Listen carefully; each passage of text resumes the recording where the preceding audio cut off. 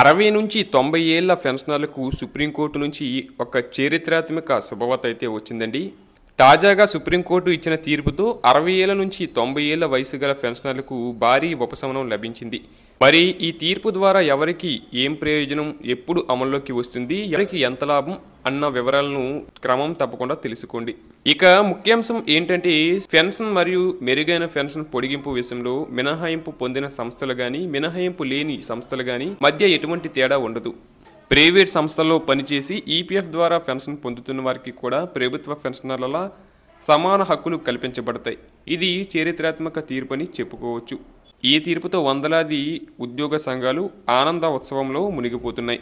Supreme court మన వృద్ధాప్యాన్ని గౌరవించింది, మా కష్టానికి న్యాయం చేసిందని పెన్షనర్స్ అసోసియేషన్లు హర్షం వ్యక్తం చేస్తున్నాయి. ఇక మార్చి 19, 2014కి ముందు రిటైర్డ్ అయిన వారికి ముఖ్యమైన సమాచారం అండి. సుప్రీంకోర్టు ఆర్సి గుప్తా కేసు తీర్పు పరిధిలోకి 2014కి ముందు పదవి విరమణ చేసిన వారు కూడా వస్తారని స్పష్టం చేసింది. అంటే వారు కూడా ఈ తీర్పు వల్ల లాభం పొందగలరు. తాజాగా ప్రభుత్వం అదనపు మార్గదర్శకాలను కూడా విడుదల చేసింది.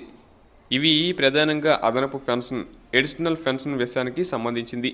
ఈ అదనపు పెన్షన్ వల్ల వృద్ధాప్యంలో పెరిగిన ఖర్చులు తీర్చుకోవడంలో సులభతరం అవుతుంది. వైద్య అవసరాలు, దినచర్య ఖర్చులు భరించడానికి ఆర్థిక భద్రత లభిస్తుంది. 80 ఏళ్లు దాటిన వారికి ఇంకా పెరుగుదల లభిస్తుంది. ఇక సుప్రీంకోర్టు ప్రకారం పెన్షన్ అనేది దయాధర్మం కాదు, అది హక్కు. ఉద్యోగి జీవితాంతం చేసిన సేవలకు ప్రతిఫలమని సుప్రీంకోర్టు స్పష్టం చేసింది. అలాగే పెన్షన్ చెల్లింపులు సమయానికి రావాలి, ఆలస్యం పెన్షనర్ హక్కుల ఉల్లంఘన అని కూడా పేర్కొంది. అలాగే ప్రభుత్వ పెన్షనర్లు కారుణ్య భత్యం పొందుతారని పెన్షన్ అండ్ పెన్షనర్స్ వెల్ఫేర్ శాఖ అధికారికంగా తెలిపింది. ఈ భత్యం ఎలా ఉంటుందంటే 80 ఏళ్ళు పూర్తయితే 20% అదనపు పెన్షన్, 85 ఏళ్ళు పూర్తయితే 30% అదనపు పెన్షన్, 90 ఏళ్ళు పూర్తయితే 40%, 95 ఏళ్ళు పూర్తయితే 50%, 100 ఏళ్ళు పూర్తయితే 100% పెన్షన్ పెరుగుదల ఉంటుంది. ఇది నిజంగా పెన్షనర్లకు ఆశీర్వాదం లాంటిది. అలాగే కమ్యూటేషన్పై కీలక తీర్పు. సుప్రీంకోర్టు మరో ముఖ్యమైన విషయం కూడా చెప్పిందండి. పెన్షనర్ తన పెన్షన్లో కొంత భాగాన్ని మాత్రమే కమ్యూట్ చేసుకోవచ్చు, మొత్తం పెన్షన్ను ఒకేసారి తీసుకోవడం సరికాదు.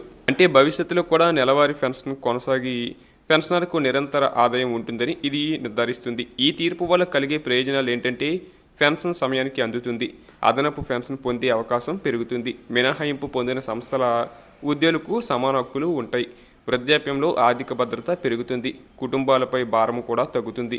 చివరగా ఈ తీర్పుతో దేశవ్యాప్తంగా 60 నుంచి 90 ఏళ్ల వయసు గల పెన్షనర్లందరికీ కొత్త ఆశాకిరణం వెలిగింది.